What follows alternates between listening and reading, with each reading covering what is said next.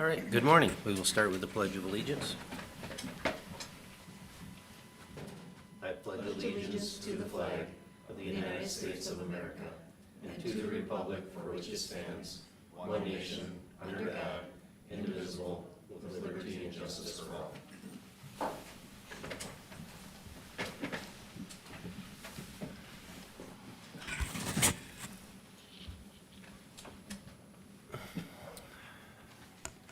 All right, we will call the meeting to order.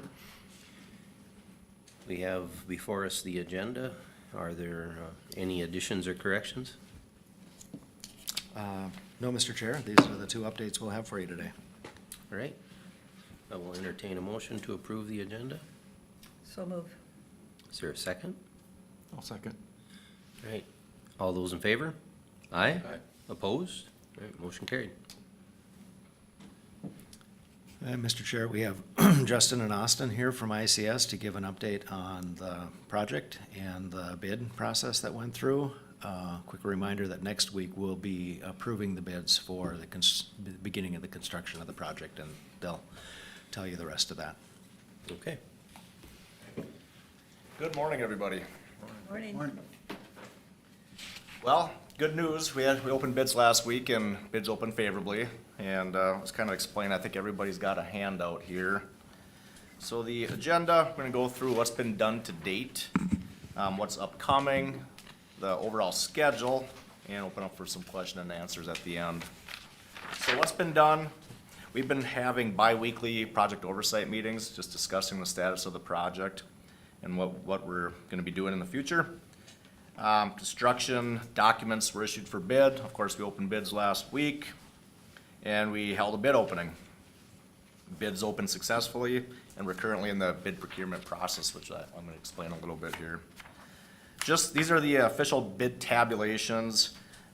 Just in summary, we had really good coverage for the most part for most work scopes. A lot of bidders per each work scope.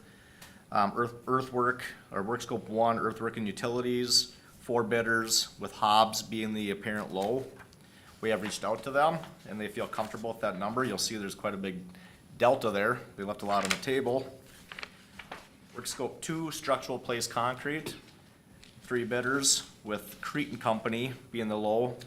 Pretty tight bid with them in Concrete Unlimited, and that number, they feel confident in that number. Work scope 3, precast, we had 3 bidders, Moline, Wells, and Terracon, with Terracon being the low one. Work scope 4, structural steel supply and install. We had 5 bidders, which was good to see, with Red Cedar being the low. Red Cedar did not acknowledge addenda 6, but addenda 6 did not affect that scope, so we were able to award. And they're confident in their number. Work scope 5, masonry, 4 bidders, with Johnson Nelson being the low bidder. Work scope 6, general construction, 3 bidders, with Hadia being the low bidder. And again, they've left a lot on the table. There's a big delta there, and we've reached out to them, and they feel confident in their number. They are local, and they have done a lot of work with ICS and know how we operate. Work scope 7, roofing, 4 bidders, and with Thielen Roofing out of Brainerd being the low bidder. Pretty tight numbers there. Work scope 8, aluminum doors and windows. We had a total of 6 bidders, with Anderson Glass and Glazing out of Thief River Falls being the low. Work scope 9, acoustical ceilings and treatments. We only had 1 bidder, Dow Acoustics, and their work scope included all the acoustical ceilings like you see here, but also the security ceilings in the cells, in the day room and cells. They did not include that. They flat out missed that. It's about $290,000 that they missed. So we opened that number. Austin and I knew immediately that number was not complete. And I'll talk about that a little more moving forward here. Work scope 10, fire suppression, 3 bidders, with Summit Fire Protection being low. Work scope 11, mechanical, 3 bidders, With Masters being low, you can see very, very close numbers there, which is good to see. And Masters being the contractor we're working with at the school here. And lastly, work scope 12, electrical, 4 work scopes with Bergstrom, local company, being the low bidder, which is really good to see. Justin, some of these names I don't recognize, so what would be the furthest out for a company that got the bid? The furthest out, it would be Hobbs Excavating out of Elk River. Okay, thank you. Yep. Yep. Most of these are pretty local, Detroit Lakes, Alexandria, some right here. Yeah. Yeah, okay. for the most part, That's looking great. like it's very relatively local contractors, but yeah, which I agree, it is great. Cretan Company, aren't they up in Bemidji? They're in Bemidji, yep, yep. Bid results, just wanted to show, we like to, we're putting estimates together, we estimate based on averages, we can't take lows and highs, we have to take the average of projects. It's just kinda interesting.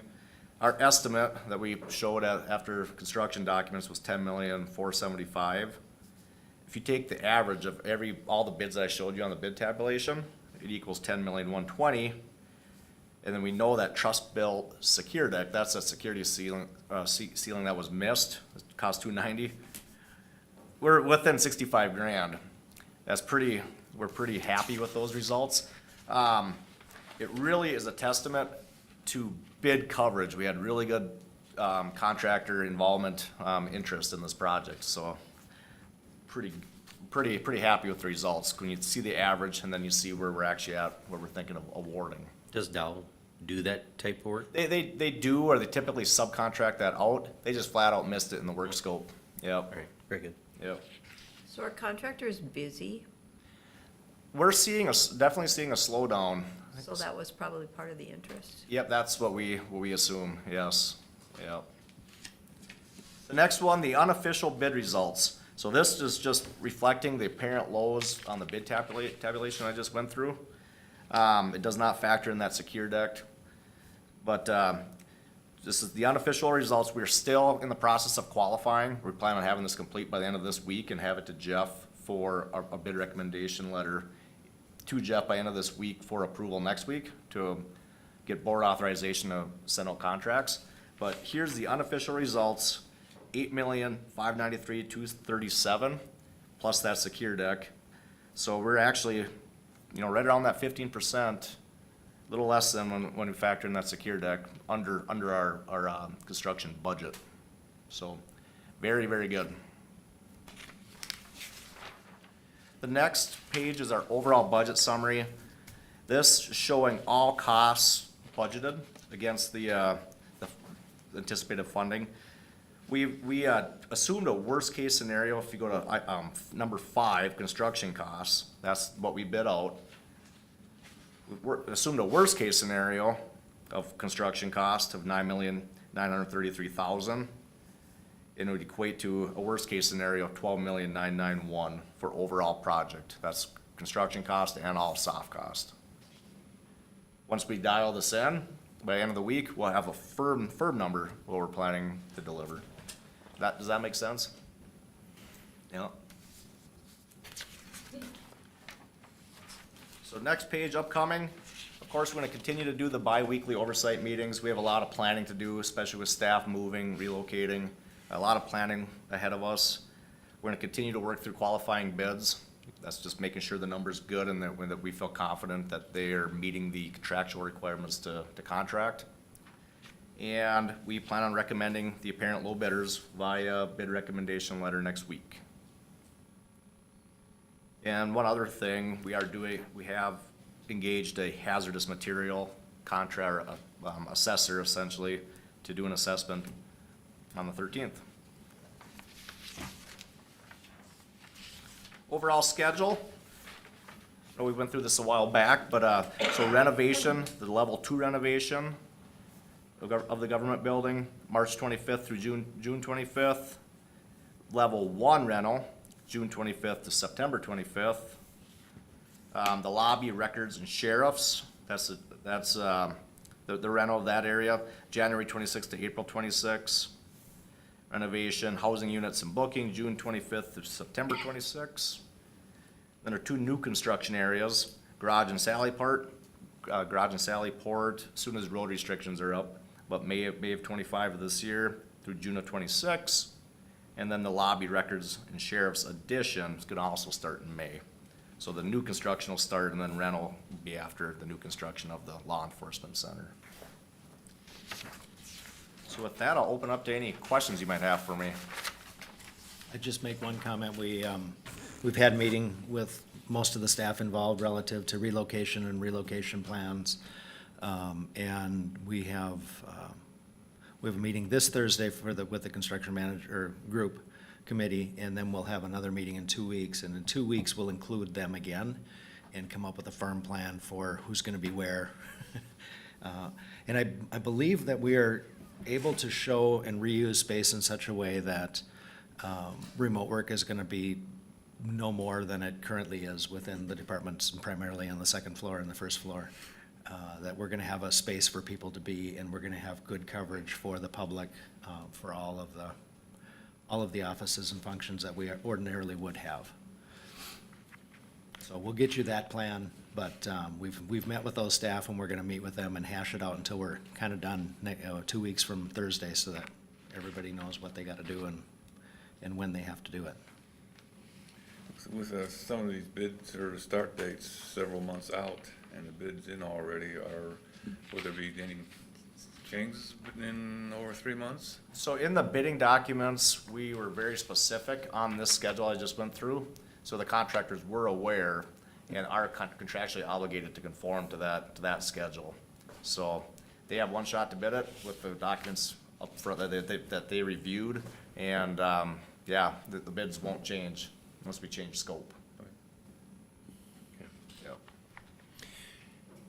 And where are you guys at with the school? Are you gonna be able to, is there any things going on at the same time? Are you gonna have the capacity to take care of this at the same Oh, from an time? ICS perspective? Yeah. Yeah, we have plenty of staff to handle both, yeah. And actually, the superintendent that's on the Park Rapids School will be coming to this project, and we'll be replacing him with a different superintendent. Okay.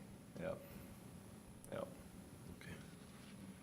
And I know you're also involved with a assessment of the Walker School District. Correct. As well, Yeah. too, so. Yeah, we have Nevis and Walker, yeah, we have Yep. a lot of irons in the fire. Yep. Yep. Any more questions? The Park Rapids School, area school, that one's almost done? Yeah, it's gonna wrap up this summer, and end of the summer will be the final phase. Yep. Yep. So I would make one comment, and you'll be making this determination next week too, because Ellers will be here. I think they're gonna be here virtually next week, and then they'll be here in a few weeks when we actually do the awarding of the bids for the bond sale. In the fall, we authorized up to $3 million in general obligation bonds to complete this project. Now, the good news about prices coming in apparently a little low means we have some flexibility in that. Means we're gonna definitely cover it, we're gonna have some flexibility. We have the opportunity to just borrow for what we need to cover the project, or we have the ability to borrow up to that $3 million to identify projects that we might need to take care of, or we could take care of with some of that money as well. One comment has been some office renovations for corrections, probation office. So we're gonna take a look at that. We're gonna make a recommendation next week. I think at some point we're probably talking about $350,000 to $400,000 that we have extra in that initial estimate. By the time we're all done paying FF&E and paying fees and everything to ICS and to the architect. So anyway, there's a possibility, there's a range when we look at actually issuing the debt, and part of that consideration will be, does it make sense to borrow as much as we can to offset a couple of future additional projects? So I'll be talking with Ellers about that, and also talking, Paul from BKV was gonna take some time and come up and look through the plans over here and see if there's anything we can do short-term in that office for a remodel that makes it more comfortable for them to stay there. otherwise to give us a scope to put in the capital planning for long range of what we would do with that building if we ever did anything with that building. Okay. Is there any other questions or comments? Okay. Well, thank you. Yep, thank you guys.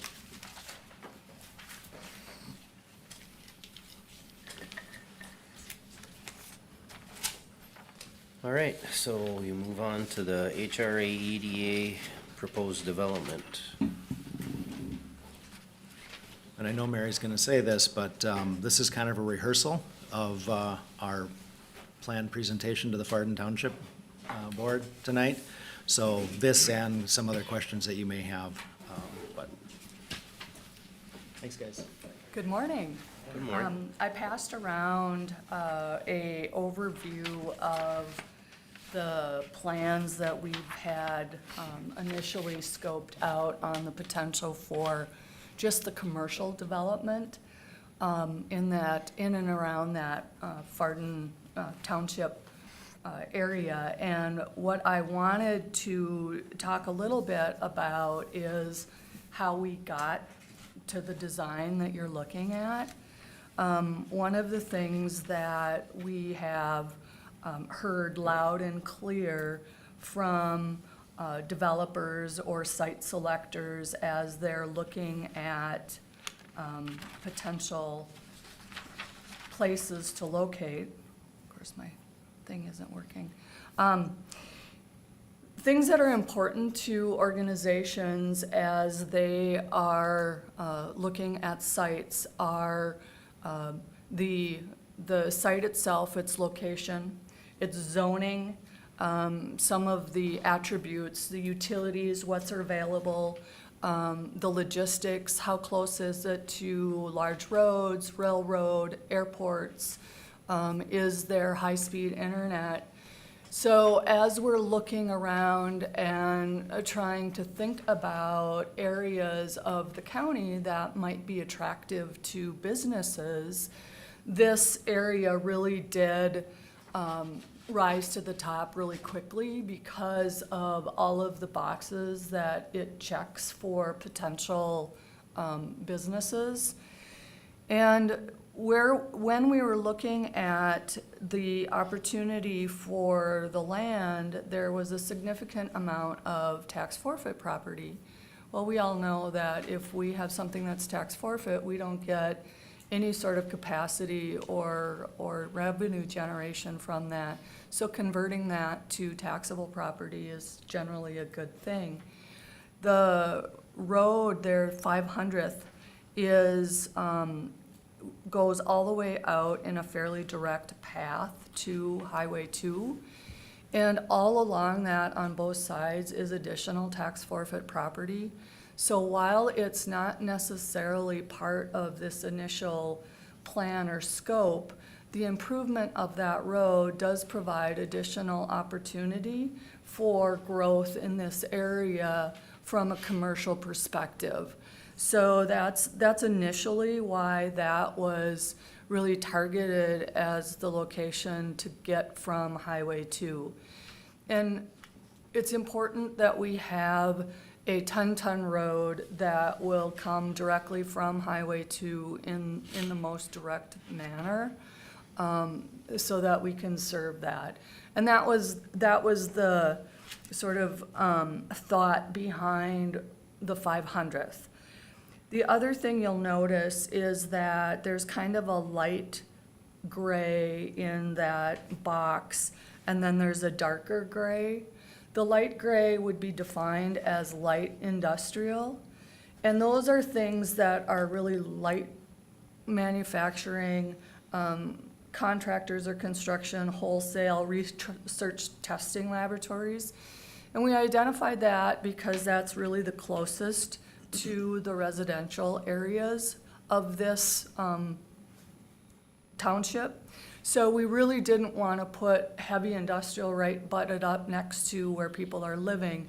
So there's a buffer there of lighter commercial development, the potential for more warehouses or contractors or those kinds of things. And then the heavy industrial is on the south side of the railroad tracks, where it's really a lot more separated from anybody that would live there.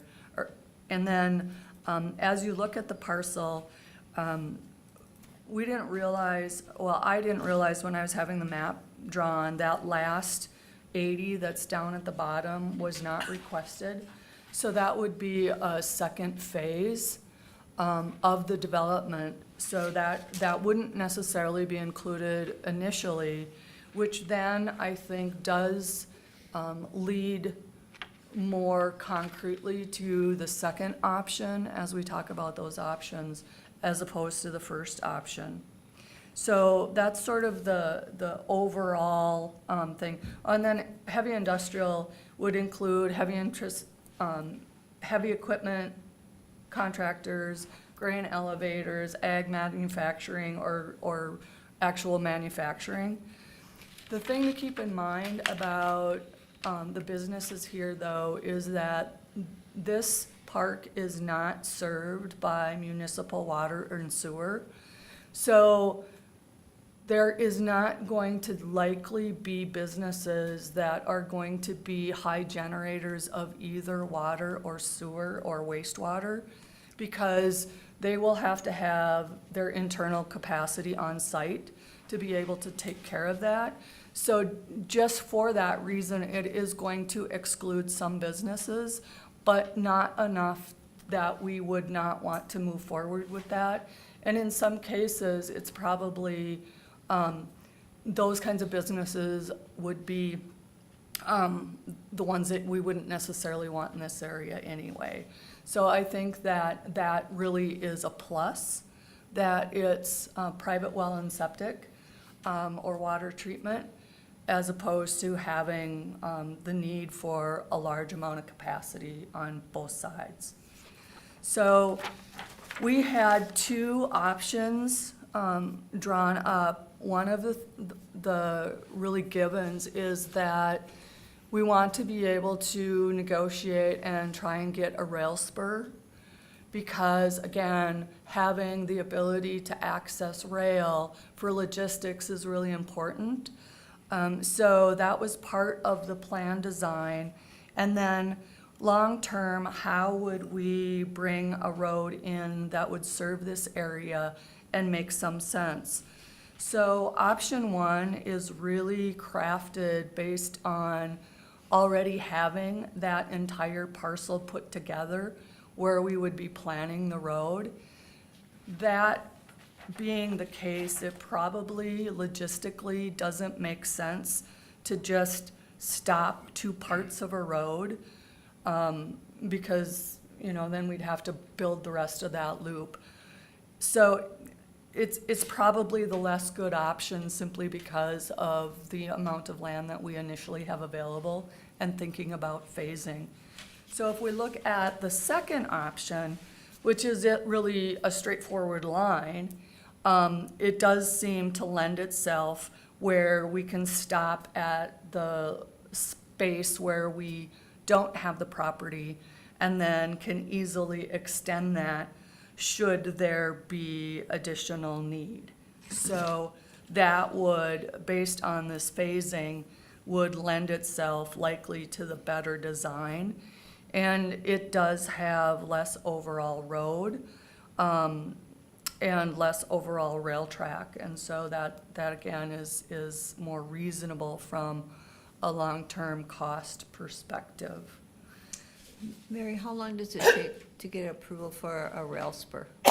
I'm not sure. I'm working with a person by the name of Melissa Beach, and she's with Minn Kota Power. She is working on getting all of the utilities, including the rail, together in one room so that we can hash out what that looks like, and making sure that all of the partners are there, and then we'll know exactly what kind of capacities we can have, what kind of rates we can offer, and all of those things. So I'm not sure yet at this point, but it is something that we are working on. And then there's not, currently, there isn't a gas line there, so. There is not, and we will need to fairly quickly get, well, and she's planning to get Minnesota Energy or whoever the provider is at the table. Interestingly, Lakehead does have, through all of that utility corridor, Lakehead does have a natural gas pipeline that goes through. So I don't know if there's any way we can figure out how to get off of that, or if we have to bring Minnesota Energy up. So we'll determine that and try and have immediate negotiations about what that looks like to bring that in. Because that will be important to have. And Shar, as far as the railroad spur, Eric Schulke, who got the other parcel west of Potlatch. Yep. He was interested in getting the spur. I remember that, yep. And what he has told me is that the railroad won't even talk to you unless you own the land. And then it can take a number of years. That's about, that doesn't help, but that's, and I don't know if that would, because we're a county, if we would maybe be able to speed things along or not, but that's what I kind of thought too, is that it doesn't go quick. No, it doesn't, and depending on what businesses locate, just having that opportunity, some may have alternative plans, but we don't know until we ask and start planning for that. So, and again, I think that it's really important to plan broadly as we're thinking about this, so we don't limit our opportunities. I did want to cover a couple things about what potential sources there are for funding the infrastructure part of it. In a little bit, Jeff and I will talk about the buying of the land, but I do want to talk first about the infrastructure funding. So there's really three main sources that we would look at for the potential of assisting with the funding of that. The first one is through EDA, their Public Works and Emergency or Economic Assistance Program, EAA it is. That is ongoing funding, so we don't have to wait for a funding round in order to access that. And the match is generally, so they provide generally 50 to 80% of the project, depending on the demographics of the region. So at a minimum, they'll provide 50%. We might be able to get them up to 80%, depending on how we look at all the demographics. And those demographics are based on the unemployment rate and the per capita income. So as we really start digging deep into an application, those are the things that are going to move the needle on the match. The other source is the Department of Employment and Economic Development, DEED. They have a Greater Minnesota Public Infrastructure Grant. That also is ongoing funding, so we don't have to worry about a funding round for that. That is a straight match of 50%, and no entity can get more than $2 million in 2 years. So that one, we'd be looking at really a maximum source, assuming we could get all of the funding of $2 million to offset this project. And the federal and state resources can match each other. So we could have, as long as it's not state and state and federal, we can have state and federal. So we could be able to partner both of these programs together to really provide the lion's share of the costs that would be necessary under the infrastructure component.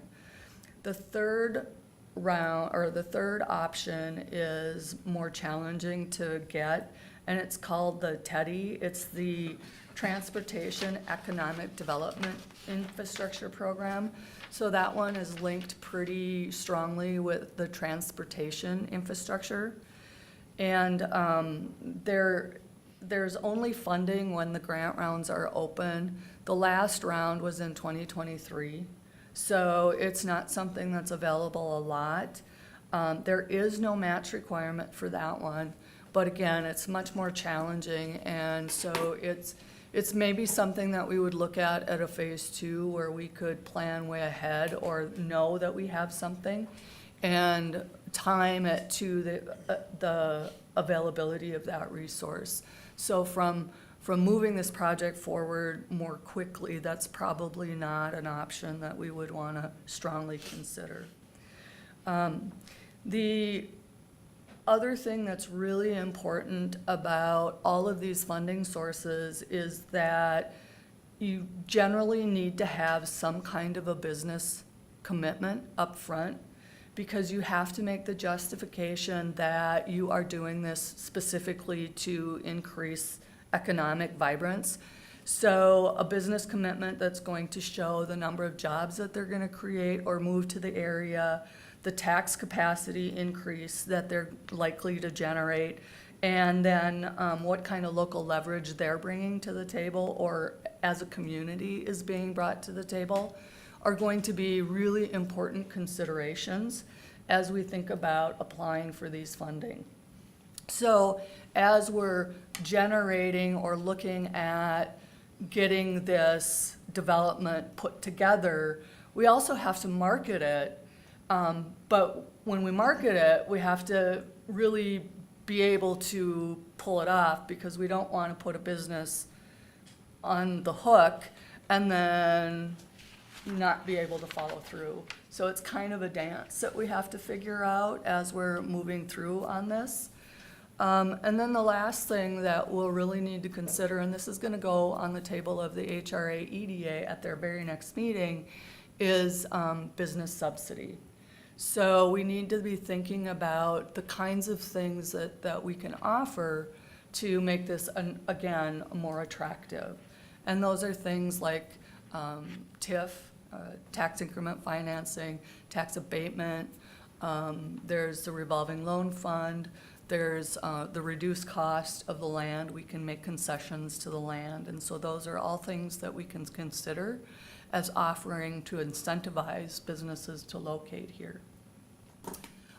Interestingly, on Thursday, so day after tomorrow, I'm meeting with a business who is extremely interested in locating here. So time is really of the essence. This is a pretty significant business. And so I don't know a whole lot, and I won't know a whole lot until Thursday. But we have been having discussions about the potential of this property, and it's getting noticed, and so I am meeting with a business on Thursday. So now, oh, and then the other thing that is subsequent or sideways or part of this whole overall development and makes it really, really attractive is the housing component. We all know that housing is a crisis everywhere. Housing and childcare are really the two things that communities really need to figure out in order to move forward. So having a potential with a area within 3 miles that has housing to this property is pretty significant and I think pretty attractive. So we have reserved or pulled that first 40 acres or 80 acres that's off 307th Avenue, which is just to the west of this parcel, north of Highway 2. Half of it is pretty heavily wooded, and then the other half of the parcel, and it's divided almost equally by the road, has a lot of wetland. So on the one side, there isn't gonna be the capacity to get a whole lot of houses, but on the other side, there is. I have had at least initial conversations with housing developers who are ready to buy it yesterday. So we've got really interested housing developers who will acquire a lot or two and start building this summer if we have that done. So again, it's something that really the table is set, and we really just have to make decisions about how we're gonna move this forward. So that being said, do you wanna talk about your? Yeah, when we set these properties aside, we knew they had a price on them, and we knew at some point we were gonna have to transfer them or purchase them for these uses. The top half of this page is just a Ted, you can have mine, and I'm sorry. The top half of this page is an excerpt from the statute that allows for sales or transfers of tax forfeited land for public use. This doesn't qualify, but sales for less than market value, which we believe this opportunity does qualify for. You would ultimately have to make that determination. The county board determines that a reduced price is necessary to incentivize governmental subdivision to create housing. And you would have to recognize that we have a specific plan for housing. And the housing plan that we did with a focus on the northern townships, I think identifies a pretty good idea of a plan. And then the part in bold says, since the Department of Revenue hasn't defined what a specific plan is or not, it is at your discretion to determine if we presented you a plan and a justification for selling it at a reduced rate. And remember, the reason for the asking for the reduced rate would be we can transmit those parcels then for a lower cost to people who are willing to develop them. That's not so we're gonna make money on them. It would be so that we can sell those parcels for less so they can be purchased and developed quicker. You've seen things in the past, and I don't recommend we do this, but there's been other areas in the country where they'll give, I think one spot there was even 40 acres, but if you were to move there and build Oh, a house. yeah, I've seen those signs too. Stay for a number of years or whatever, then you get it at, for a year reduced rate. So what we're doing isn't something unique No, it's not, and and done before. And the intention would be, and I think we've talked about this before, if we sold them at the lowest possible rate, it would be with the development agreement that they're gonna have built something there, within a period of time. Because our goal here is to create tax capacity and housing. Yeah. Housing units and tax capacity. That's why we're doing this. And we are really trying to target houses that are for that middle income niche. So we're not really wanting houses on 5 to 10 acre parcels that are $400,000 or $500,000. We're really talking about houses for middle income folks, because that's really the workforce that we need to attract. And it's just good for the community. So we can do things like putting in some deed restrictions or covenants. That's one of the things that if we plat it, or the HRA plats it, HRA-EDA, you can put in some covenants and deed restrictions to target the folks that you really want there, and have some either clawback provisions or incentives for folks to live there. And if they don't, then they owe money back for the benefit that they received, so that we really arrive at that. So those are some of the things that we can talk about as we're really talking about the parcel itself and some of those. But right now, we need to talk more broadly about, how we're going to acquire these and move forward. And So- I think the people that can afford the $500,000 house or more, they've got more opportunities. Yes. We're hoping to incent builders Yeah. to build at a rate where they can sell houses in that median number, which it's crazy that it's $300,000 or a little bit more, but that's what it is. So are we hoping to sell and develop this without any specials also? It's really, this is the conversation that we've started to have, and we'll have to have, is how far does the HRA-EDA develop these parcels? Do they plat it? Do they build the road? Do they do, how far into this do we go? How far do we have to go with the current market? I think Mary's gonna have some recommendations when we get to that point. To get the maximum number of lots that we can with a density of 80,000 square feet, we'd have to build some roads to make them all accessible to the 307th. The goal would be that we would be able to acquire these lots and put what we need to make them accessible and get that back out without specials being transferred to the owners. That would be ideal. So that's really what we would look at for planning. Now, one potential source that we can look at from the housing perspective, Minnesota Housing is about to open a Greater Minnesota Infrastructure Plan that's specifically for housing. So we could look at the potential of looking at accessing that to build in the roads. Now, because of where we're at, the specials are really only gonna be the road, because these are going to be private wells and private septic systems. So, all things being equal, a road only is much more reasonable than having to do curb and gutter and, you know, water and sewer and all of the things of building a road within a city.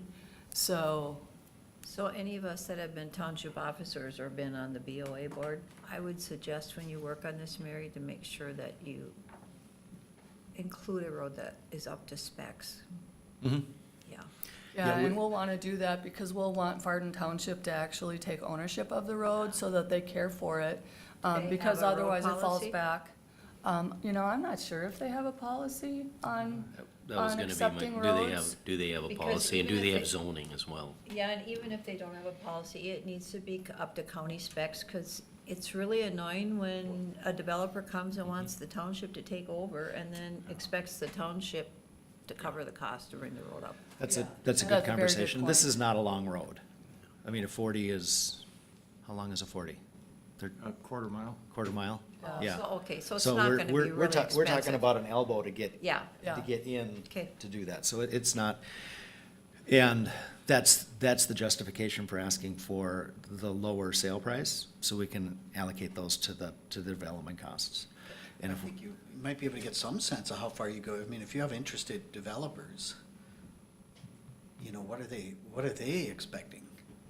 Are they expecting roads to be put in there? Are they expecting it to be platted? Or do they have a different vision? And then what is it? Because that would be important for us to know. I've been having some conversations with limited developers right now. And one specifically that I've been talking to has been having great success in, one of the northern townships, north of Bemidji, Eccles Township, which is sort of north and west of Bemidji. And he's been doing, smaller homes, selling them for around $200,000. And he started doing it, about 6 months ago, and he's on his 12th home, and they're all sold. He sold 3 yesterday. That being said, what he's interested in is lots. He wouldn't want to try and Build roads and plat it out. and take all of that, because in his case, he's a developer, but he's really only a builder. Now, there are others that we could have conversations with that may want just to take the 40, but by doing that, the HRA-EDA then does potentially give up some control. You know, if you've already platted it and you put in some of the stipulations, you're gonna guarantee or fairly assuredly know what you're gonna end up with. Can't If you leverage sell it some as of a, that with the sale of the it's, property it's a though? little more difficult because you're doing it on the 40 and you don't know how they're gonna piecemeal it up.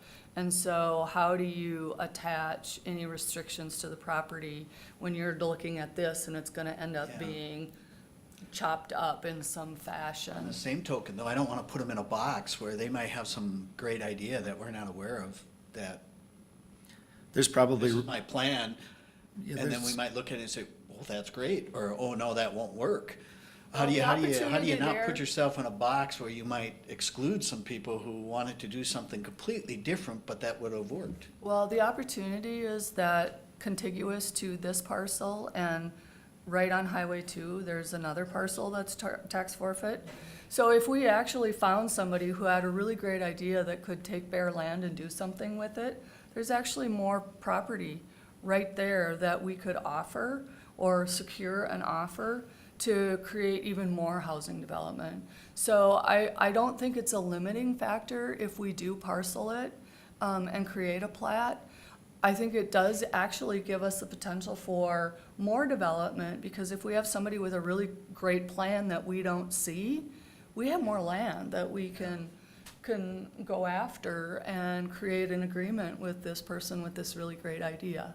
Even if it's the 80 north of this. that Right, we held exactly. back, Right. maybe in that Exactly. Even area. If we show success and we get 10, 12 houses in there, and now we need some more space because we got different people involved and they want to do different things, that 80 to the north is a really solid argument for us platting and putting in a road on the west 40, simply because it would line up with the west 40 of the 80 north of that, and that would maximize the use of that 80 acres in there for us to have a plan. Also, I believe if we sell lots, we're gonna see construction this summer. Yeah. If we sell land, it may take a little longer for something to happen. There may be room for both up there, but as Mary said, we've not exhausted what's available and makes sense as additional residential opportunities. Like I've said, when you drive 307 from Highway 2 north, you drive past house, house, house, and then trees, trees, trees, and then you get to the Beltrami line and it's house, house, house. So filling this neighborhood in is not gonna change the nature of that road or the use for anybody, other than the people who've really appreciated that 160 acres of empty space up there, which I understand that. I just don't want a road to nowhere for 10 years. Yeah. That's- If we do something, something's gotta happen relatively fast. Yeah. So relative to that price, having a conversation with Donna and Corey yesterday, we agreed that this is what these parcels were forfeited prior to 2016, so we're working on the old rules for tax forfeiture, which means we could withhold it as a public entity, we can acquire it for public use, we can acquire it at a discounted rate if the board determines that's appropriate, we can acquire it for market price and then use it for development. So our proposal will be to identify a reduced price for that 80 of housing north of Highway 2, but pay at least the amount for the timber value that's on it, right? At least pay that portion of it. We'll figure out what number we're gonna do there, but Corey identified that's the value of the timber on that 80, and I know we had talked about that. The 3 commercial industrial parcels south of Midge Lake, these are the prices that were on them. It's $468,000. Now remember, our preference would have been to acquire the 300 acres east of Potlatch, east and north of Potlatch, but their asking price is 10 million. If their asking price was close to the appraised value, we would be here asking you for authority to purchase that, because that would make more sense to develop. There's already a rail spur there, there's everything there. But that's, asking $2 million to purchase that would make a lot of sense, because some of the infrastructure is already there. Even 3 million would make some sense, but that's why we're over here on the other side, because those negotiations or conversations have gone nowhere. We have $464,000 of non-designated funds in Fund 91 for 25 budget, and there's $100,000 for acquisition. So there's actually $564,000. That's coming from the designation of the $500,000 from $1.6 million we've set aside for capital and economic development. So in the approved budget for 25, there's $564,000 free board in HRA and EDA. That is not specifically allocated, but is there because we knew something was coming up. So on the flip side of that also, with that $10 million, we can attract businesses that couldn't afford to move in under that price at that location. Correct, Yeah. correct. We can afford to discount prices. TIF or abatement or other on-site specials, well, one of our promises to Farden Township is we're gonna develop tax capacity. So if we build something there and say, yeah, that's great, but you don't get to touch that for 10 years, that might not be popular. So, and I calculated a little bit of the tax impact of if we have a single CI investment of approximately $10 million or a total of about $10 million, think something along the lines of Bemidji Steel. something goes in there of that size and scope. And we do 8 to 10 houses around $300,000 each. That'll move the needle, that'll move the Farden Township tax rate down 2%. Which would be about a $300 discount for the taxpayers up there on, on a $400,000 house, a house in that area. I haven't done the calculation for the Cass Lake Bena School District yet, but I'm working on that, filtering through those tax reports and identifying exactly which net tax capacity and referendum market value to use to calculate the school and the local tax rates is not as simple as you would think. But it will move the needle. So I think that when we get to looking at incentives, builder incentives, we have a lot more latitude with the land values and with some of the improvements, and with helping them get other loans and connected to other programs. And if we did need to go with a TIF or an abatement, we would have to only capture a portion of that capacity, which may not be helpful to us, because we want to deliver immediate relief to Farden and Cass Lake Bena taxpayers. There are a couple of state programs that we would offer as well. One is called the Minnesota Investment Fund. The way that one works is actually the state grants the funds to the local jurisdiction, who then borrows it to the businesses. The local jurisdiction has the capacity to determine interest rate, and you can forgive up to $100,000 of that. So that's a tool that you can provide an incentive, and it's not your money. So that's one of the things that we can offer. The other one, Before you go on, question, so then, could we use that as a revolving loan fund? Can we keep that money indefinitely? yes, absolutely.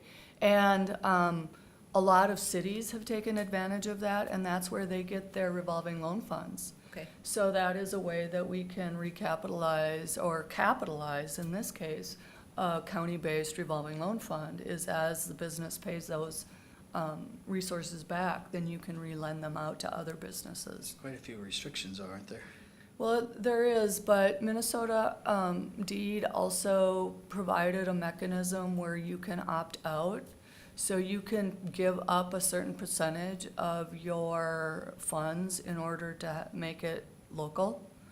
So the city of Park Rapids did that, where they had to pay the state 30% of their pool, and then it cut all of the strings. So the pool that they have now is based only on local wants and desires.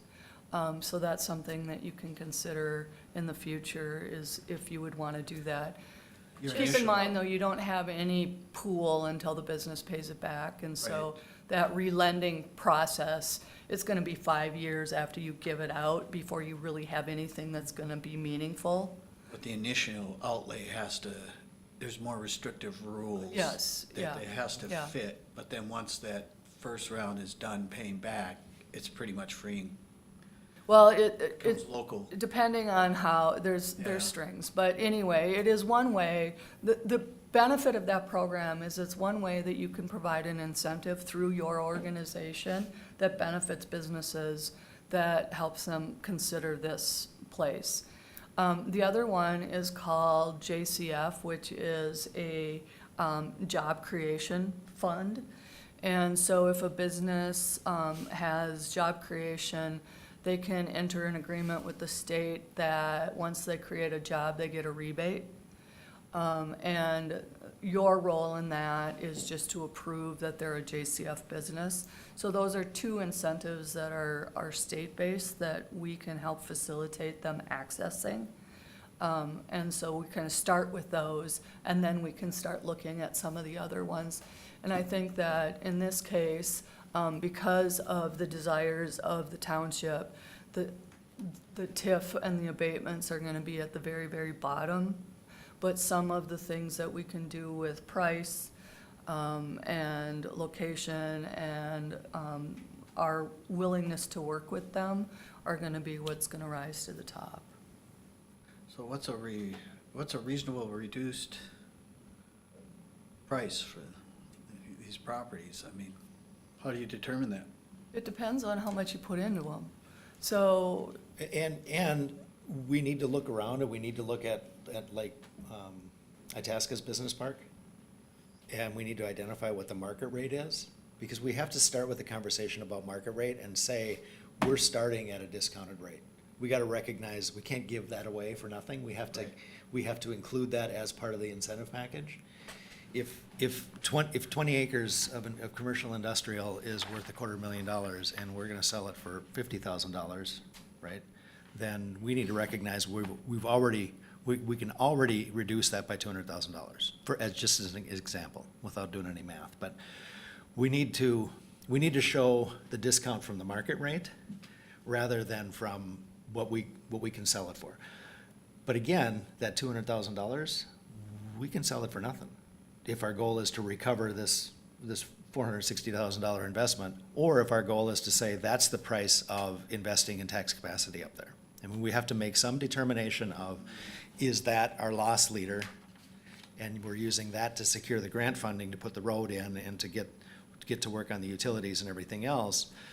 Is that the money we put in there, and then that has a value of, $3 million worth of investment total to get infrastructure in? That's the value we're presenting to them. Do we need to recapture that, or do we have the ability to use that as part of the incentive? and those are part of what's called a business subsidy plan. And that's something that, again, at the HRA meeting, we're gonna have to start talking about. And how you wanna structure those, and what kinds of requirements would you wanna put on the business? Is it jobs, a number of jobs? Is it investment? Is it, whatever kinds of things that would be your goal to spur development up there and to allow businesses to access it. Because we don't want people willy-nilly just coming, and we don't want to be perceived as having anything favoritism in any way. We want to make sure that everybody's treated equally. In order to do that, we have to create a business subsidy plan. And it actually requires a public hearing. And so we'll start having some conversations about what that looks like, with the goal of also marching that on down the line as we do all of these other things sort of simultaneously, to be able to market this property as quickly as we can. So obviously, some of the potential cons of this would be, at a reduced rate, obviously, the school district and townships are gonna get less money for that property than if it's sold at full rate, or how's that work? No. Oh, No, because the school districts are going to benefit from the tax capacity, the Right. improvements to that Right. property. And if I sell you a lot for $50,000 and its value is $200,000, you're gonna get taxed on $200,000, right? I mean, the value of that lot is the value of the land and the improvements are we're gonna drive tax capacity. And the tax capacity is what is gonna provide a tax break to so us discounting the sale of that as part of an incentive is not gonna have any impact on It's a their, long-term benefit, but in the short term, no, versus selling it just outright right now. no, no. no, because, If I sold one of these lots outright right now, the school district or township wouldn't get any revenue? yes, they would. Yeah, Okay, so they would get that money today. and they still will. But if we sell it at a discount rate, they're gonna get less money today, but they're betting on the increase in tax capacity to pay more later. From that Once it's from developed. that standpoint, the distribution, That's my yes, they point. would get less. But they would get less by fives of thousands of dollars, Yeah, and the tax capacity will be significantly. could be significant. Are- And the expectation is that these lots wouldn't be sold until there is actually something real that's gonna happen with them. I don't think that we would really want to sell the property for somebody else to have an investment that they're gonna sell in the future. I'm pretty sure as soon as we buy them for this purpose, that we're gonna be paying taxes on them. And you're not talking about a lot of dollars from that standpoint going to these different government entities, but the point is, playing devil's advocate, worst case scenario, you do this and they don't sell and nothing happens for a long extended period of time, versus if you just sold the property to somebody, It would be generating that small amount of taxes. We'll be paying, We'll be paying tax. The Yeah. HRA-EDA will own these. Would be paying it if they buy it, No, but they I'm saying will. if it was just not transferred to HA and we just had it on the auction and it sold, If it's, everybody would get their little hunk of the money in the short term, but then They it's gone still- and you have no control over it, and none of this grand stuff happens. The- But the if all one-time this money- grand stuff yeah. never happens, the it's one, nothing. the one-time money is the sales. The continuing money is the tax base. So an HRA-EDA owning property doesn't necessarily make it tax exempt. So this property would actually be taxable. So HRA-EDA would pay tax. So there is no drop off. So, it depends on the use of the property. So the HRA properties that you currently own, you pay taxes on Meadowview and Meadows Edge because of the use of those properties. At So the you market pay rate. full rate Yeah, okay. of Gotcha. taxes. And the Cornerstone property, because of its use, you don't pay taxes, you only pay special assessments. This property would be classified the same way, is that it's based on the use. And so in our planning, we do need to figure out the fact that we will be paying taxes on the bare land as a holding cost until we sell them. So that really is then no different. Right. It's worse the way it is right now. Right. Sitting doing nothing. Sitting Right. doing nothing, it's not getting, the only thing they're gonna miss out on is a reduced amount of the distribution of the sale of those funds. Right. But the tax base will be the same. If we own it and the highest best use is commercial property, it'll be taxed as commercial land, the same as the 17 we just sold I follow to, you now. to that. Okay. So that there will be relief because it will be converted from tax exempt to taxable immediately. And then any other development on that is gonna add to the relief.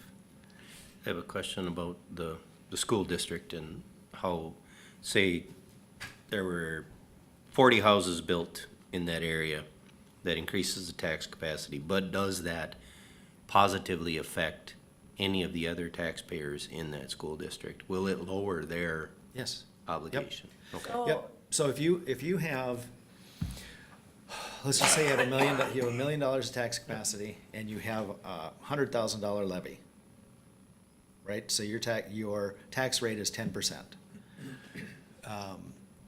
If you add $200,000 more tax capacity, your tax rate is now 20% less than that, so it's 8% instead of 10%. I So think- everybody's bill will drop by that amount. I just wanted to double check that to Right, make sure that so- everybody can benefit if that in return is theirs. Not only that, Commissioner, but if you build more houses in that school district is also gonna get additional funds for more students that reside in that area.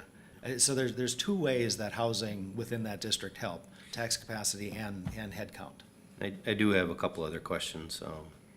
I'm assuming 500th Street is a township road now, or is it It is. privately held? It is a township road, and it's a township road in Okay. poor repair, and Yeah. last time I talked with one of the Farden officials, they were perfectly happy to have the county take that over, which is kind of what we would have to do to make this work. Yeah, so Yep. there would have to be some sort of cooperative agreement there. Yep. The new spur that is proposed on these drawings, this, the option 2, is there any accommodation in this for access for all these lots that are on the south side of that? Is there adequate space there to put like a loading yard or something into this plan in order for all of those lots to be able to access that spur if they so choose, if this is ever comes to fruition? Would they load via the road? Well, that would be a little problematic, but I think that they're definitely, this is sort of a freebie drawing, and it was really I meant- understand. Yeah. I'm just thinking, Yeah, there's and it was a lot of really meant to snags that give can us happen. some parameters and some idea of potential costs, but yeah, that would be, I think what we would do is create a siding, is what it's called, Okay. and so it'd be a spur with a siding. siding yard. So Okay. that Yep.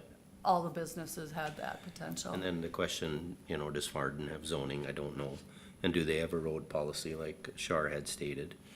And what is that policy? I'm sure it's not a 10-ton standard paved, you know, but that's what Nevis Township is.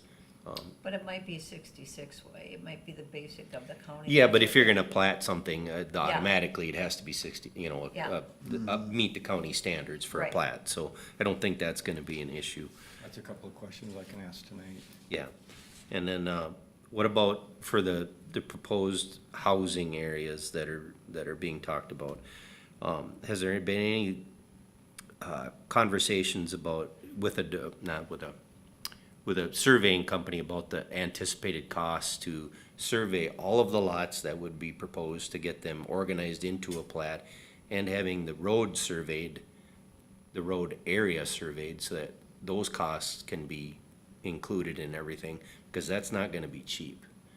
Most of the surveying work that we've done just for the corner points, you know, could be, it can be $10,000 or so, but we would have to get some of those costs put together. That's a pretty good chunk of, Yeah, you know, when you so- start looking at that area, if you're Yeah. gonna put a lot of lots in there, that's a lot of surveying. A lot of lot lines have to be laid out. And I know nowadays, you know, it's not a handshake. Everybody wants a legal document clearly specifying where all of their lot lines are. And some even want 4 pins in all 4 corners so that they can verify that their property is where it is. A lot of banks require that. Yes, yeah. And then I'm a little concerned because I'm looking at 307th Avenue on the map, and I'm looking to the east. There's already plats there. There aren't that many houses. There's a lot of vacant lots. I don't know if they're for sale. I would assume they are if they're vacant. But there's a lot of empty lots there that aren't being utilized and apparently haven't been sold or anybody developing them.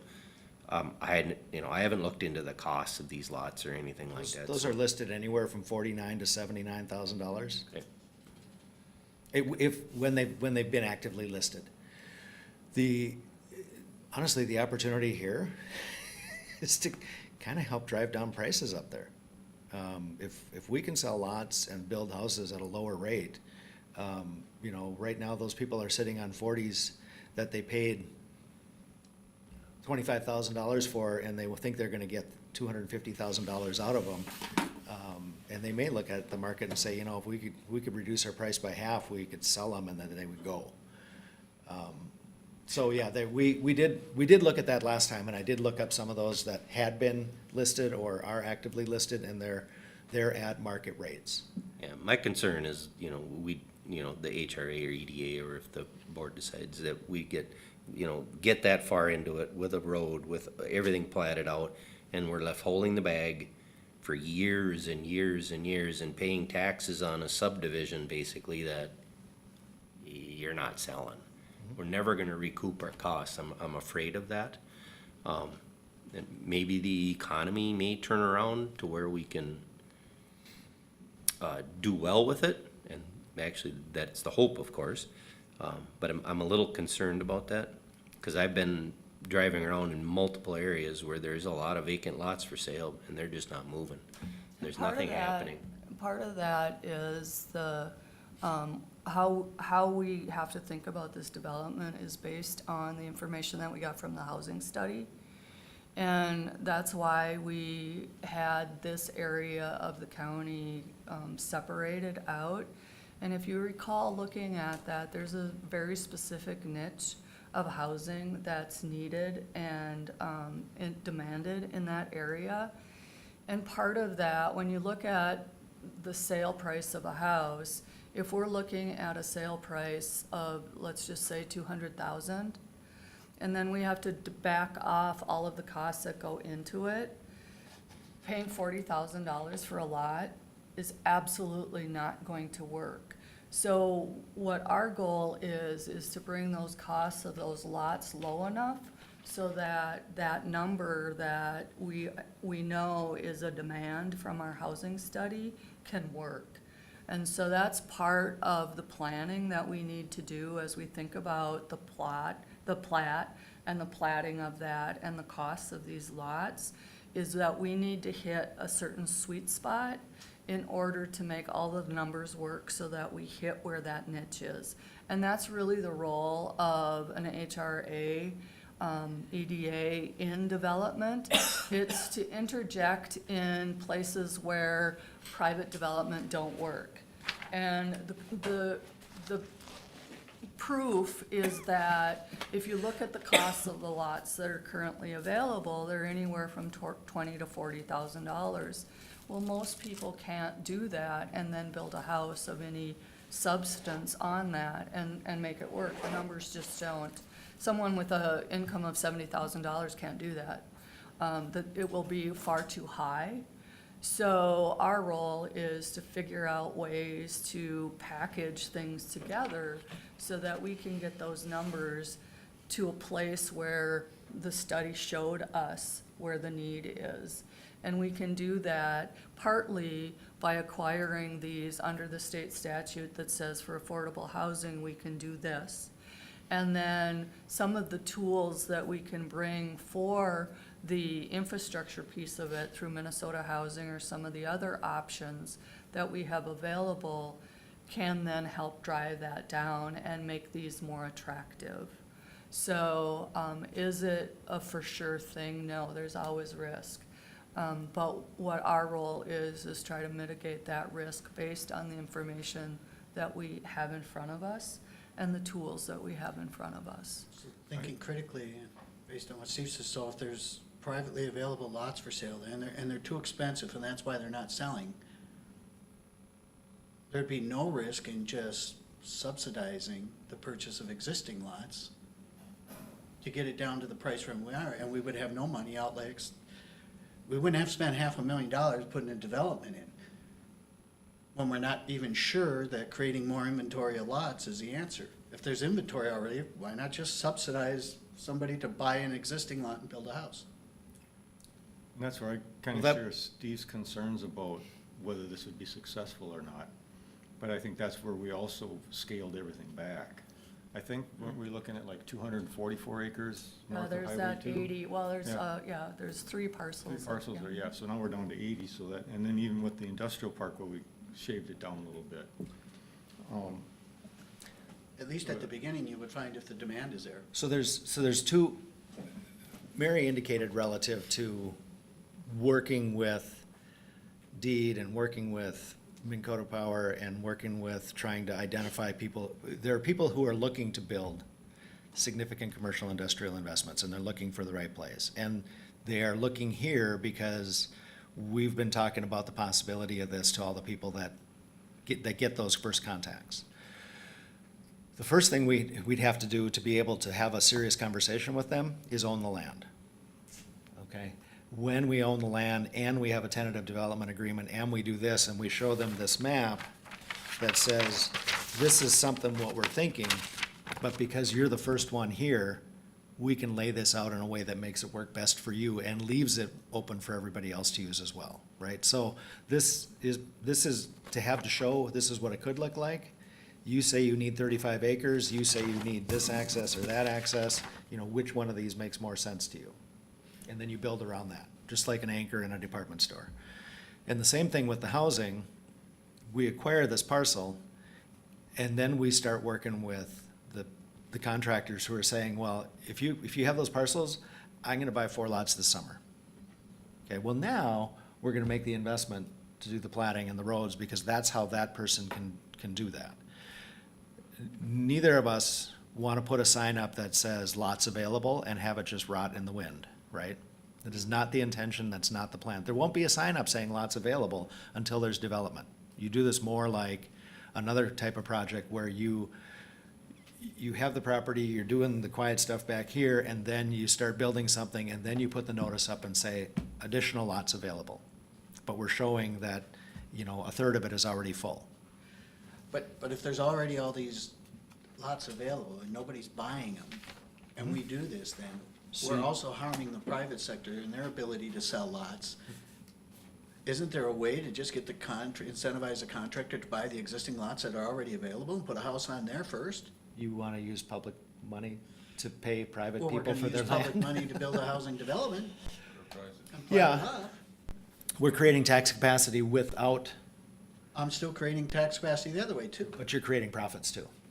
You're creating, the tax capacity is gonna cost you more if you pay $50,000 for a lot than if we pay $4,000 for a lot and spend another $20,000 of development for each lot. But what's it gonna cost me to put the road in and plat that? There's a cost to that too. Honestly, I think if we reduce the rate to paying for the timber, I think we're gonna be about a total price of about $150,000 to $175,000 to plat and have a road to service that number of lots.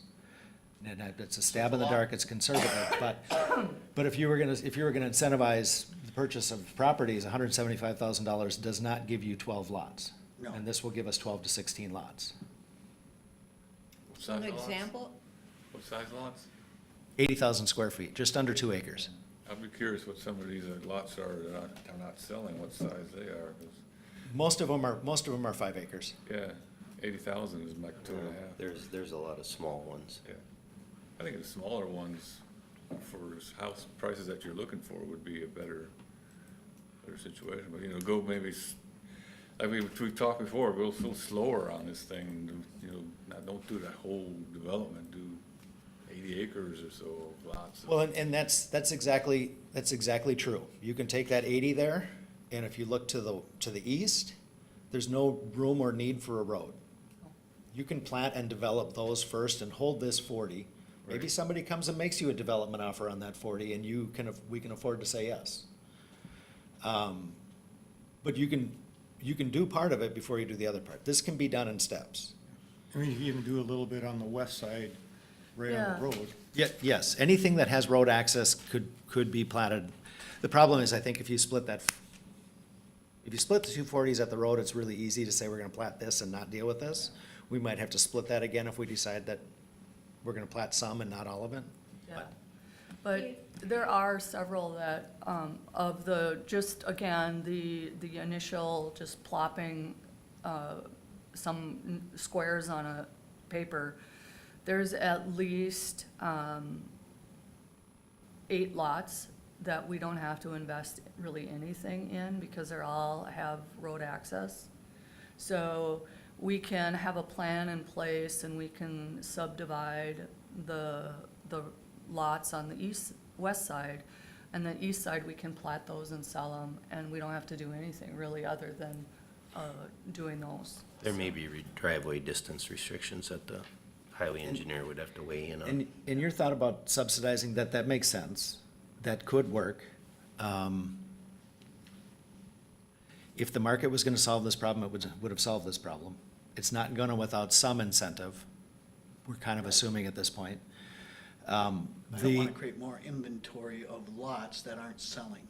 Right, we kind of but addressed this, this when we, but this is also making a commitment that says we're gonna have inventory Yeah, I got available. no problem with that. Yep, but this means we're gonna have inventory available.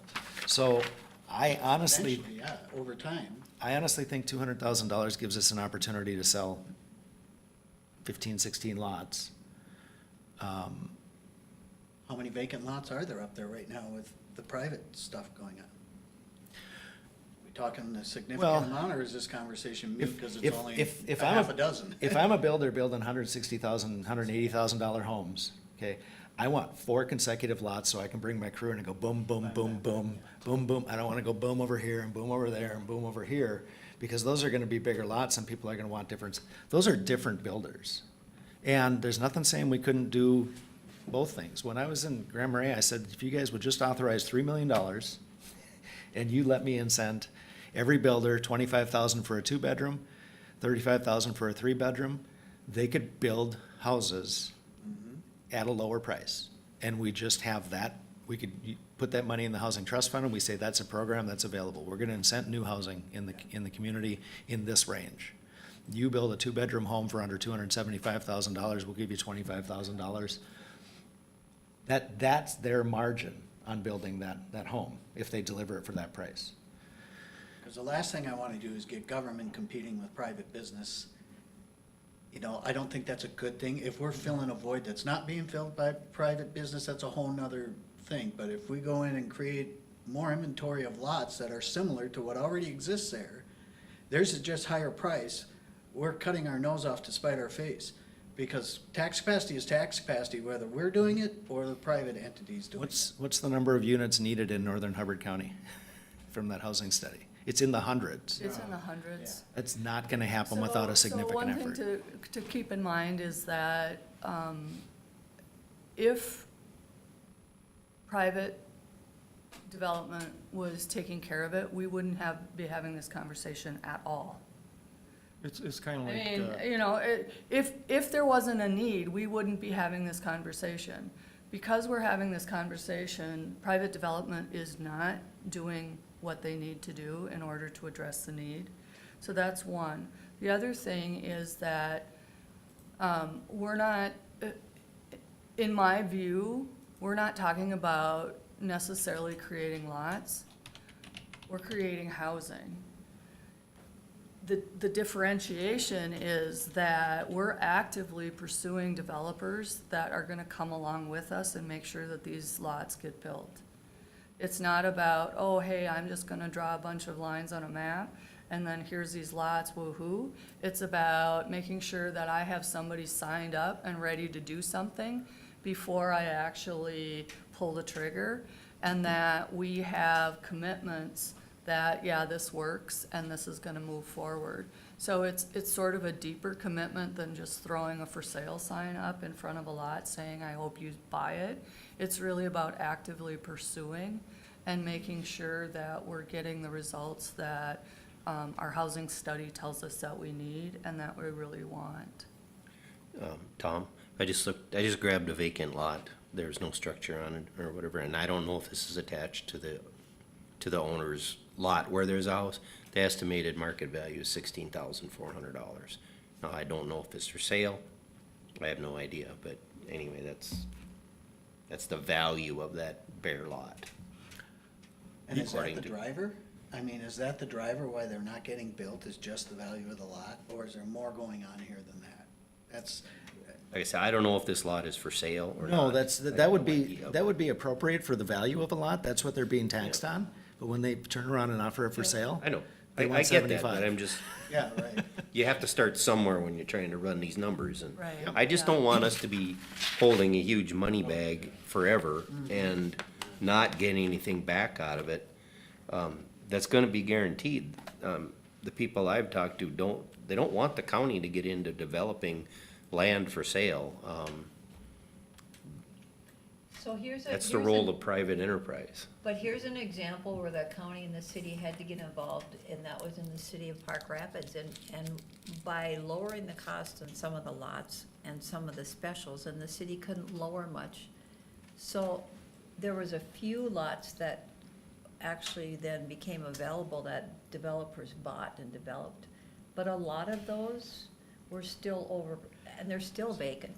Yeah. But there's a very limited supply of buildable lots in the city. Up here, Yeah. I'm being told that there's a lot of empty lots. And they're just priced too high apparently. That's part of it. How much is that part of it? Or is there something else going on why people aren't being attracted to those lots? And if there's something else going on and we go build more lots, we got the same problem. So then there That's needs what to I'm be worried about. further study done. I need to, understand understand why the are those area. lots not selling up there? Is it purely price? it's neighborhood. It's what? Neighborhood. And I Okay, so we're don't gonna be in wanna, the vicinity if still. this wasn't being streamed, I would, There's some of that may So- be so associated like with on it, a yes, I can 5 understand that. yeah. On a 5 acre lot, someone's not gonna, because of the neighborhood, they're not gonna put a higher end house on, is what you're saying? And a lower end house, they possibly wouldn't want the full 5 acres and developing a road, et cetera? Or if you drive past a trailer house that has a garbage pile that would fill half of this room, would you buy a lot then down the road? Okay. That's a good example, thank So you. what you're kinda saying is somebody platted off all these lots and really had no rhyme or reason on what would go in there and really don't care that Yeah, as there long was- as they just sell the lot. Yeah, no covenants or you're getting is anything, and, A bunch of things that don't go well together. cause I've looked at, and my daughter's looked at lots in those developments that are east of there. And, yeah, they were in a price range, but I wouldn't have felt comfortable for living there. Well, anyway, there's a lot of work that needs to be done before we take any action at all, or even the HRA-EDA would take any action. There's a lot of busy work that needs to happen in order to make, I think, the board feel secure Yeah. in making a decision whether it's pro or con. And are you thinking all of it, or are you thinking the housing, or are you thinking the commercial? The board's already taken action. We've withheld it. Yeah, Yeah. so So- you have so 6 months to do something with The it. acquisition needs to happen by May. The determination of how we're gonna develop, that we have a little time on.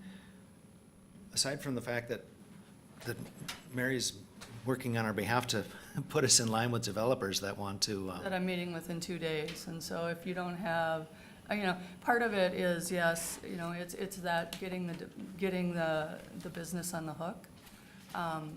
If we've got a much longer timeline, I don't want to give the impression that that there's gonna be a spot available for them this summer, which is what they're looking for. So I'm okay either way. I just wanna make sure that as I'm meeting with these folks in 2 days, that I provide the right message about the timeline for availability. And the questions I'm asking are just to vet it, because I don't want us, our eyes to be bigger than our stomach here. And it's like, I have no problem with the industrial thing, and that makes sense. And obviously, as that fills, there's going to be more demand for houses. And the fact that we can do it incrementally, we could start with that small one like we were talking about and, build out just 12 lots. I think that would alleviate the concern. I don't want to be competing with the private people too. We're not adding that much more inventory, and then we're gonna find out if there's what's really going on. So And part then of, the private market might adjust to that too, and then lo and behold, we won't have to do much more for a while, maybe. Or we'll find out we have to do more.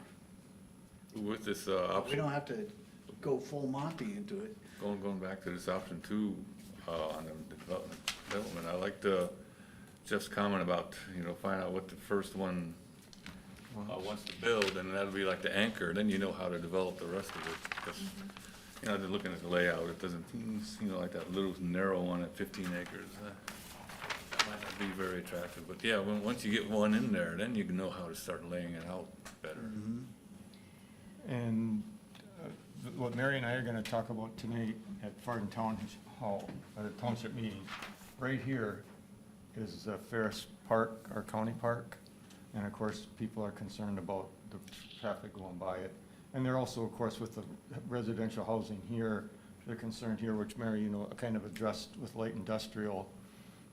My thought is, I'm familiar with the area, but I went out there a couple of weeks ago because it's changed since I moved from. I went on Saturday, lived so. So I'm gonna switch over, well, first I'll go with this map here. Yeah, So 317th is also a 101 county road, right. which I believe is already a 10-ton road. It's a 9-ton, but yes. Okay, so we could forego this for a little while, and vehicles could go north to Highway 2 or go south, in which then they could take County Road 9 either over to 371 or to the west to 71. Another thing I was thinking, to avoid this going past Ferris Park, we've got this stretch here, this 1/4 mile, that, we'll switch over to a different map. Well, of course, now it cuts it off, but If That we were to- parcel is actually tax forfeit, if you Yeah. would wanna go straight. So I don't know if you can see my little there you go. orange. Yeah, So one of the things, cause you had said what their concerns were, especially this Ferris Park, is that, there is, if we come out of where that little thing is and go straight across to 317, that's a tax forfeit parcel, but we haven't pulled it. That parcel is valued at, it's 10 acres, 10.42 acres. We would only have to take half of it to get to 317, and we could look at acquire that and do the road, and we'd avoid all of 500 altogether. and we'd only have to put in this half a mile section to get from 317 to serve the road. So that is a viable option. Again, as I prefaced the conversation, our thought about 500 was that then it opens up the event, you know, but that's not to say that couldn't be an additional opportunity, because what you could do then is just go up 317, that block, and then go 500 over, because then that would still avoid Ferris Park.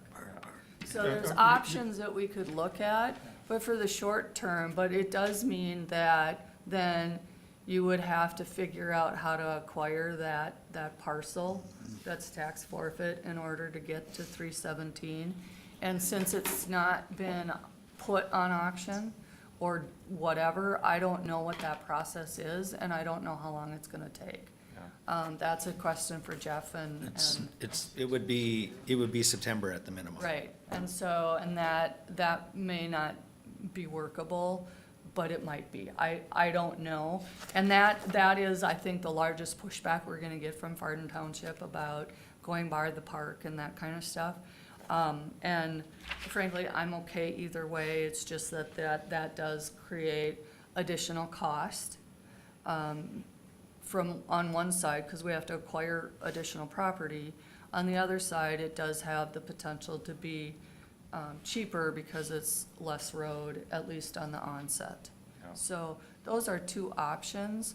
Again, my concern, or my sort of what I'm looking for as a consensus is, when I meet with these folks, is it something that you're really looking at? Yeah, we're serious about this, and we're gonna figure out a way to make this work so that it meets the needs of Farden Township and it meets the needs of us as a county, so that we can really increase tax capacity in that area. So we have spent over 2 years, actually since Ted got on the board, Trucks would go, right? talking about how we don't have development in the northern part of the county. And so I would encourage the board, we can be cautious, but we don't have to be fearful about moving forward. And I say that also about the housing. If we don't have to put in a road and we can just try develop those lots, you have my support, Mary. It fulfills the mission statement for the HRA. It fulfills the idea that we need housing, affordable housing in the northern part of the county, and we haven't done anything significant in the northern part of the county. And if we take it slow and just develop those first lots, we're not sticking our head way out, and we have already designated money set aside for economic development, and so this would, and with these numbers, that would fall into being affordable, even if we ended up putting in a road. So you have my support in exploring this option. Did you check with zoning to see if we had to put a road in for the plating? I have not gotten to that point. That was, when we meet as the HRA, I wanted to really talk about in more detail about how this goes, and Jeff did preface that this was the practice run for our meeting this evening. I am meeting with Farden Township this evening at 7, so I wanted to be able to explain, but I wanted you to understand fully in case you get good calls. And Shar, I do remember very vividly a couple years ago sitting here talking about what HLDC is doing, and Ted asking, well, what are you doing in the northern part of the county? And I said, not a lot, because I haven't put a plan together. So I've worked very hard to address that and find a way that we can change that, and I think this is a way we can do that.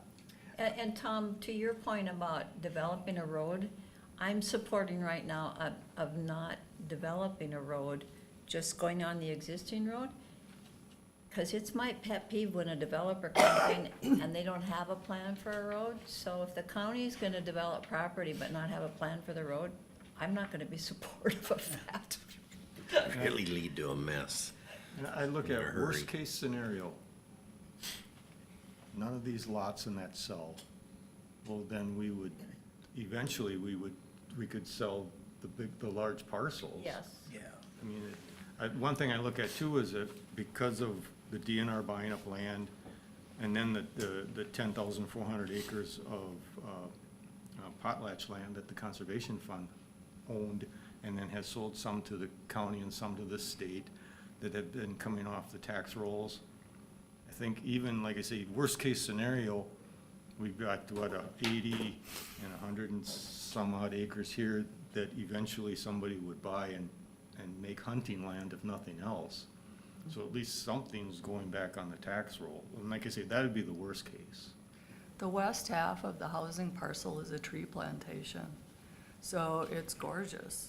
Yeah. So, you know, if we concentrate on the east side where there's the ability to put 5 houses, we could try that and do that without any, other than you paying or making an agreement to pay for the timber on that particular lot for $12,000. That's initially that, and then just surveying those 5 lots is all we'd have to do to test the housing theory. It's more of work or more expense when we're talking about the commercial, because you do have to pay for those. But as Jeff said, there is money set aside that would allow us to do that. And we have till May till we actually do that, but we can't really offer anything that we don't own for sale, and we can't really develop anything that we don't own. And so we really need to be thinking, is this the direction we want to go, so that I can then appropriately start attracting potential businesses here. I support the plan, especially the industrial piece, and just on the housing piece, I would just caution that we, you know, be real prudent and move kind of slow. If we're gonna plat something, do the 8 to 12 lot area first. Unless some developer's interested in a big piece and we'll say, this is what I'm gonna do, and we have a commitment, then that's a whole different ballgame. You know, then I wouldn't be afraid at all to go. So, but generally supportive, yes. Okay. Yeah, I'd like the concept of an industrial park, and like I've already mentioned, going with caution. Is there any means with these industrial developers, or the proposed, that we can get some sort of a tentative written commitment? When Not we- non-binding or anything like Yeah, that, just so- saying, if this is move forward, if this is available, we would then propose this sort of scenario. So what we would do is we'd look at a letter of intent that would enter into between the parties that say, you intend to do this and we intend to do this. And as long as, you know, so yes, that is fully what we would do. Once we get discussions to be more real, that's where we would go, is a letter of intent. All right. Is there anything else? All right. Hearing nothing, then I will entertain a motion to adjourn. So moved. Is there a second? All right. All those in favor? Aye. Opposed? All right. Motion carried. We do have general government at 11 o'clock. We can probably start a little bit before that.